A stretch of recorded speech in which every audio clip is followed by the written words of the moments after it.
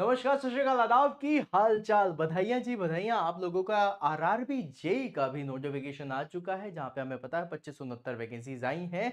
और ये सारी चीजें हमने पहले से भी देखी थी, लेकिन अब डिटेल नोटिफिकेशन आ चुका है और वो है 82 पेज का। तो अभी मैं आप लोगों को बहुत ही क्रिस्प जितने भी इंफॉर्मेशन है, जितने भी इंपॉर्टेंट इंफॉर्मेशन है, वो सारी चीजें आपको बताऊंगा। और इसका एक डिटेल्ड सेशन भी मैं आप लोगों के लिए लेकर के आऊंगा, जहां पर आप लोगों को बताऊंगा कि क्या क्या चीजें इंपॉर्टेंट हैं और कितनी वैकेंसीज किस जोन में, मैकेनिकल की स्पेशली कितनी क्या होने वाली हैं, वो सारी चीजें आपको बताऊंगा। बट बिफोर दैट हम लोग देख लेते हैं कि गाइस, जिस तरीके से हमें पता था 31 तारीख से हमें फॉर्म भरना था, तो 31 तारीख से स्टार्ट हो जाएगा इसका फॉर्म फिलिंग डेट। तो ये है हमारा अपडेट। तो अगर देखा जाए तो ओपनिंग ऑनलाइन फॉर्म एप्लीकेशन, जो एप्लीकेशन होने वाला है वो क्या होने वाला है, 31 अक्टूबर 2025। और ये कब तक रहेगा, तो ये होगा 30 नवंबर 2025 तक, रात के 11:59 तक। ठीक है, मतलब रात के 12 बजे तक आप लोग इस फॉर्म को भर सकते हैं 30 नवंबर की। तो 31 अक्टूबर से तो बढ़िया आराम से देख दाख करके बढ़िया से फॉर्म भरिएगा। ऑल्दो मुझे पता है 31 तारीख को तो सबके सब फॉर्म नहीं भरने वाले,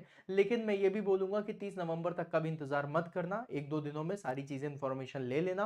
मैं आपको सारी चीजें बता दूंगा, फॉर्म के लिए क्या क्या इंपॉर्टेंट है, क्या क्या चीजें रखनी है, क्या नहीं रखनी है। उस हिसाब से फॉर्म भरना, सो दैट आपका फॉर्म रिजेक्ट भी ना हो और बाकी सारी चीजें अच्छे से हों। ठीक है। फिर उसके बाद गाइस यहाँ पर बताया गया है कि अगर आपने फॉर्म भर दिया है और फिर उसके बाद एप्लीकेशन फी को आपको पे करना है, तो यहाँ पे लिखा है last date of the application fee payment of the submission submitted application will be 2/12/2025। मतलब कहने का क्या है, 2 दिन का आपको एक्स्ट्रा बफर टाइम दिया जाएगा पेमेंट फी करने के लिए। फिर उसके बाद इन्होंने बताया कि भाई आपने पेमेंट फी कर दिया, लेकिन 3/12 से, मतलब 3 दिसंबर से लेकर के 12 दिसंबर तक अगर कोई भी एडिटिंग करनी है या फिर कोई चेंजेस करने हैं या फिर कुछ गलत फॉर्म भर गया है, तो आप वो भी कर सकते हैं। आप लोगों के लिए लिखा है the date for the modification window for the correction of in the application form from the payment of the modification fee, यहां पे दिया हुआ है 3/12 से लेकर के 12/12 तक। फिर उसके बाद लिखा है during dates during which eligible scribe candidates must provide their scribe details in the application portal is 13/12 to 17/12, मतलब 13 दिसंबर से लेकर के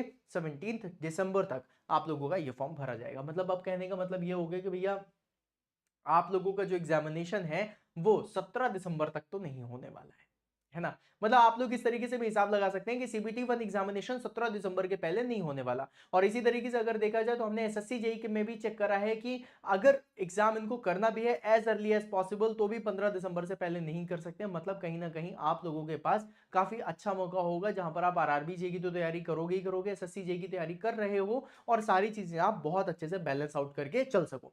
फिर उसके बाद थोड़ा सा और आगे बढ़ते हैं, यहां पर हम लोग देख लेते हैं, यहां पर इन्होंने एज के बारे में जो बात करी है, एज का थोड़ा सा यहां पर चेक कर लेते हैं। तो इन्होंने एज के बारे में बोला है कि जो आप लोगों की एज होने वाली है वो होने वाली है 18 से 33 साल तक, मतलब 18 टू 33 ईयर्स तक की एज का है। मतलब यहां पर भी अगर देखा जाए तो एज रिलैक्सेशन जिसके बारे में बात हो रही थी बीच में कि ये हो सकता है 35 साल तक ले दिया जाए, लेकिन ये ऐसा हुआ नहीं है। तो एज रिलैक्सेशन का ऐसा नहीं है, लेकिन एज का इन्होंने बताया है कि 1 जनवरी 2026 से हम लोग चेक करेंगे। मतलब जो हमारा क्राइटेरिया है कि आप 33 साल के हो रहे हो कि नहीं हो रहे हो, वो 1 जनवरी 2026 से है। तो मतलब आप लोगों के पास बढ़िया ऑप्शन है। 2569 ये वैकेंसीज कम है, आई नो, बट जितनी है उसमें हमें तैयारी करनी है। और देखा जाए तो 2569 जो आपकी वैकेंसीज है उसमें आप लोगों के लिए अच्छी अपॉर्चुनिटी है as compare to other vacancies like SSC जी और अदर जो एग्जाम्स हैं उसमें 60-70 वैकेंसीज ही निकलती है, लेकिन इसमें आप लोगों को मोर देन 700-800 वैकेंसीज सिर्फ और सिर्फ मैकेनिकल के लिए मिलने वाली है। देन अदर देन एसएससी और ये सारे एग्जाम्स में आरआरबी तो आपका बेटर ही कर रहा है, तो इस तरीके से भी आप सोच सकते हैं। बट यस, अगर देखा जाए तो ये डिसअपॉइंटिंग है कि यहाँ पर वैकेंसीज थोड़ा सा कम है। अब आपको पता है कि आरआरबी का जितना भी जो भी वैकेंसीज निकलती है, जितनी भी चीजें होती हैं वो जोन वाइज होती हैं। तो यहाँ पर जोन्स में अलग अलग जोन पे सारी डिटेल्स इसकी वैकेंसीज की दी हुई हैं। बट इसके साथ एक दो चीजें और हैं जो मैं आपको बताने वाला हूँ, जैसे कि इंपॉर्टेंट इंस्ट्रक्शंस में इन्होंने दिया हुआ है कि फॉर्म सबमिट करने से पहले आप लोग सारी चीजें देख लीजिएगा। Candidates waiting for the final results prescribed education और technical qualification are not eligible to apply. ये सिंपल सी बात है, कह रहे भैया अगर आपका रिजल्ट अभी तक नहीं आया है तो आप फॉर्म नहीं भर सकते। मतलब आपके पास आपका फाइनल रिजल्ट होना चाहिए। इसका कहने का मतलब क्या है, इसका कहने का मतलब है कि जो फाइनल ईयर में स्टूडेंट्स है और वो सोच रहे हैं कि हम फाइनल ईयर के साथ फॉर्म भर सकते हैं, जब तक आपका रिजल्ट नहीं होगा तब तक आप फॉर्म नहीं भर सकते। This is very important thing. ठीक है। फिर उसके बाद गाइस यहाँ पर इन्होंने एक चीज और बताई है, that selection of the RRB preference of the post candidates can choose one only one RRB and indicated their preference for the railway zone and post categories notified for which the candidate is interested to apply and eligible in that chosen RRB zone, right? इसका कहने का मतलब क्या है, railway recruitment board में बहुत सारे Jones होते हैं, जैसे Kolkata zone, Mumbai zone, Guwahati zone, इस तरीके से जोन्स होते हैं। तो आप किसी एक जोन से ही फॉर्म भर सकते हो, है ना। मोस्टली जो मुझे पता है कि आप लोग फॉर्म भरोगे या तो कोलकाता से भरोगे, मुंबई से भरोगे, क्योंकि इसमें ही सबसे ज्यादा वैकेंसीज आपको देखने के लिए मिल जाती है। बट आई विल सजेस्ट कि इस तरीके से, सिर्फ इस तरीके से ना सोच करके आप ऐसे भी सोचना कि जहां पर वैकेंसीज कम है वहां पे बच्चे फॉर्म भी कम भरेंगे तो वहां कंपटीशन भी कम हो सकता है, ऐसे भी सोच करके चलना, ठीक है। जहां पर वैकेंसीज ज्यादा दिखती हैं, ह्यूमन साइकोलॉजी है कि उसके हिसाब से आपके फॉर्म ज्यादा हो जाते हैं और उसकी वजह से आप लोगों का जो अपडेट है, मतलब अगर मैं कंपटीशन की बात करूं तो वो भी ज्यादा बढ़ जाता है, क्योंकि बहुत सारे स्टूडेंट्स वहां चले जाते हैं। तो इन सारी चीजों का भी ध्यान रखिएगा। यहाँ पर गाइज अगर मैं देखूं तो ये पूरे के पूरे नोटिफिकेशन में ऐसा कोई नई चीज नहीं बताई है। सीबीटी 1 में सेम वही चीज होने वाली है, माइनस मार्किंग जो 1/3 होती थी वही होगी। यहाँ पर जो पूरे के पूरे नोटिफिकेशन में एक चीज इंपॉर्टेंट है वो यही है कि इसकी जोन वाइज वैकेंसीज कितनी है, और वो जोन वाइज वैकेंसीज मैं आप सभी लोगों को बताऊंगा कि कितनी होने वाली हैं, कितनी नहीं होंगी, क्या सारी चीजें। अच्छा, इसमें एक चीज और भी है, जैसे कि ट्रैवल फ्री करा है SC ST वालों के लिए। आई बिलीव वहां पर ओबीसी जनरल सभी के लिए अगर ट्रैवल फ्री करते तो अच्छा होता, बट अगर जनरल को भी नहीं कंसीडर करा है तो ओबीसी और SC ST सबको कंसीडर करना चाहिए था, ईडब्ल्यूएस को भी कंसीडर करना चाहिए था, जो कि यहां पर है कि SC ST वालों के लिए है। अब वहां पे एज रिलैक्सेशन का मतलब ये नहीं है बेटा कि जो आपकी कैटेगरी में एज है वो नहीं होगी, कैटेगरी वाली एज के लिए है। जैसे कि अगर आप ओबीसी कैटेगरी से बिलोंग करते हैं तो आपकी अपर एज लिमिट 33+3 दैट इज 36 हो जाएगी। अगर आप SC ST कैटेगरी से बिलोंग करते हैं तो फिर आपकी एज, अपर एज लिमिट क्या हो जाएगी, 33+5 दैट इज 38 ईयर्स, राइट। तो इतना आप लोगों को कैटेगरी वाइज आपको एज रिलैक्सेशन मिलता है, बट इन जनरल जो सोचा जा रहा था कि भाई वो 35 साल तक हो जाए सभी के लिए, जनरल कैटेगरी के लिए भी, वो नहीं हुई, जिसके बारे में अभी हम डिस्कशन कर रहे थे, ठीक है।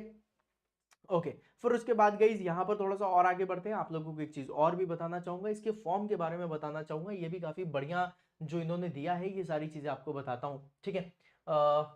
आप लोगों ने हमेशा देखा है नॉन रिफंडेबल फीस होती है बाकी सारे जितने भी एग्जाम्स हैं उसमें, है ना। अब इसमें पढ़ना, इन्होंने बोला for all candidates except the categories mentioned below in the serial number 2, okay, इसमें out of this fee will be 500 and amount of 400 shall be refunded duly deducting bank charges as applicable on appearing first stage CBT। मतलब कहने का क्या है कि CBT 1 appear करने के बाद वो जो 500 है उनमें से 400 रुपए आप लोगों के वापस हो जाएंगे, अप्रोक्सीमेटली 400, क्योंकि बैंक भी कुछ डिडक्ट करेगा। For candidates who belong to SC ST, ex servicemen, PWBD, female, transgender, minorities or economically backward classes, that is EBC, caution to candidates, EBC should not be confused with OBC or EWS. EBC is economically backward class, right? This fee will be 250 rupees and shall be refunded duly deducting the bank charges as applicable on appearing first stage CBT। तो मतलब आप लोगों के लिए जो general category है उनके लिए भी भाई सिंपल सी बात है कि 100 रुपए की फीस हो रही है, अगर एक तरीके से देखा जाए। ये क्यों किया गया ये भी बता देता हूं। बच्चे फॉर्म भर देते हैं लेकिन उसके बाद एग्जामिनेशन सेंटर पे नहीं गए, कुछ ऐसा हुआ तो उनकी तो सारी चीजें हो गई ना। उन्होंने तो भाई आपके लिए सारी व्यवस्थाएं करी थी। अगर आप वहां पर चले गए तो फिर 400 रुपए आपके वापस हो जाने हैं। अगर आप अपीयर करते हो, अपीयर बस करना है, क्लियर नहीं, अपीयर, अपीयर करने पे ही 400 रुपए आपको वापस भी मिल जाएंगे। तो मतलब ऑलमोस्ट सारे के सारे स्टूडेंट्स ये फॉर्म भरें, ये मैं सजेस्ट करूंगा हर किसी को, ठीक है। Only candidates who attend first CBT will get refund on their examination fee as mentioned above। मतलब कहने का क्या है, जिन्होंने CBT 1 दिया होगा, अपीयर किया होगा, क्लियर नहीं लिखा है, अपीयर लिखा हुआ है, इसमें डाउट में कंफ्यूज मत होना, अपीयर किया होगा उनके लिए सारी चीजें हो जाएंगी। फिर उसके बाद इन्होंने यहां पर काफी सारी चीजें बताई हैं एग्जाम पैटर्न के बारे में, एग्जैक्ट सेम है गाइस, उसमें कोई भी चीजें कंफ्यूज मत हो जाना, राइट। यहां पर जो सबसे ज्यादा इंपॉर्टेंट है वो है वैकेंसीज का। भाई 82 पेज का पूरा इन्होंने किताब निकाल दी है आप लोगों की नोटिफिकेशन की। अच्छी बात है, बहुत अच्छी बात है, काफी सारी इंपॉर्टेंट चीजें होती हैं काफी सारे लोगों के लिए, सारी चीजें इन्होंने लिख करके दी हैं सो दैट कोई कंफ्यूजन ना रहे, है ना। फिर उसके बाद में यहाँ पर आप लोगों को वैकेंसीज का थोड़ा दिखा देता हूँ, और आगे चलते हैं, और आगे चलते हैं, ठीक है। फॉर्म कहाँ भरना है, आरआरबी वाले पोर्टल पे भरना है, ठीक है। मॉडिफिकेशन डेट भी दिया हुआ है। ये जोन्स हैं, है ना, लिस्ट ऑफ द वेबसाइट जो आप लोगों को देखने की मिल रही है। All these are the zones की वेबसाइट्स हैं जिसमें आप जाकर के फॉर्म भर सकते हो। फिर उसके बाद थोड़ा सा और आगे चलते हैं। चलो भैया, क्या हो गया, चलोगे कि नहीं चलोगे? ओके, तो ये भाई साहब भी अब थोड़ा सा रुक गए, कहते इतने सारे पेजेस एक साथ पलटा दिए हो, हैं हम भी थक गए हैं पलटते पलटते। चलो कोई बात नहीं, आप भी थोड़ा थक गए हो, आप भी थोड़ा रेस्ट कर लो, आ जाओ चाचा आ जाओ ना। चलिए, जब तक ये आते हैं तब तक मैं आप सभी लोगों को बता दूं कि आ ही गए। देखा, मेरी बात करते ही तुरंत आगे कहते हैं हम आपको डिस्टर्ब ही करेंगे। 250 रुपीज़ का वो जो फॉर्म के बारे में बताया था वो सारी चीज़ें हैं उसमें। एज सच आप लोगों को इतना कोई डिटेल का वो नहीं है ना। जो इम्पोर्टेंट था वो मैंने आप लोगों को बता दिया, राइट। थोड़ा सा और नीचे चलते हैं। यहाँ पर आप लोगों को वैकेंसीज के लिए प्रॉपर जोन वाइज इन्होंने निकाला है और अच्छे से काफ़ी सारे जोन्स में आप लोगों को वैकेंसीज ये दिख रही हैं। ये देखिए वैकेंसीज, ओके। अजमेर जोन का, ठीक है, number of vacancies page number 39 से है। अगर आप यहाँ पर देखें तो इन्होंने अजमेर जोन पे बताया है टोटल अजमेर जोन पे जो यूआर की वैकेंसी होनी है वो 68 होनी है और टोटल जो वैकेंसी होने वाली है वो 151 है। फिर उसके बाद गई थोड़ा सा और आगे बढ़ते हैं। यहाँ पर आप लोगों को दिया है Mumbai, number of vacancies Bengaluru की दी हुई है 40। फिर उसके बाद थोड़ा सा और आगे बढ़ते हैं। यहाँ पर आप लोगों को टोटल वैकेंसी दी हुई है भोपाल की 80। फिर उसके बाद आप लोगों को यहाँ पर दिया भुवनेश्वर की 58। फिर उसके बाद बिलासपुर की 36। फिर उसके बाद आप लोगों को दिया हुआ है चंडीगढ़ की 127, चेन्नई की 108। फिर उसके बाद आप लोगों को दिया है गोरखपुर की कितनी है 160। फिर उसके बाद है आप लोगों का गुवाहाटी की 98, जम्मू एंड श्रीनगर की जो दी है 88।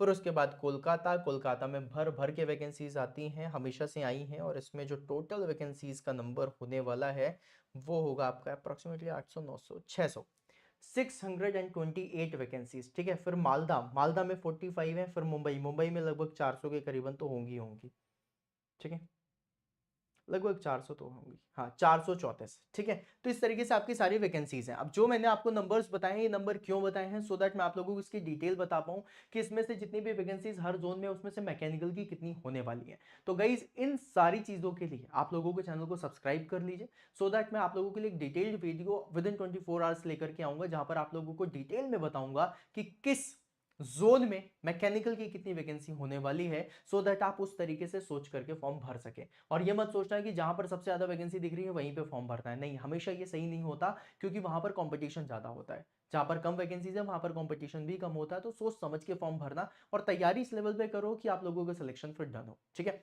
तो मेनी मेनी कॉन्ग्रेचुलेशन। चैनल को अभी सब्सक्राइब कर लें, सेशन अच्छा लगा तो लाइक कर दीजिए और डिटेल्ड वैकेंसी का जो भी डिटेल होगी उसको मैं आप लोगों को जरूर बताऊंगा। अगर वो भी जानना चाहते हैं तो मुझे कमेंट बॉक्स में यस जरूर बोलिएगा। और मिलते हैं फिर अपन नेक्स्ट सेशन में, तब तक के लिए बाय बाय।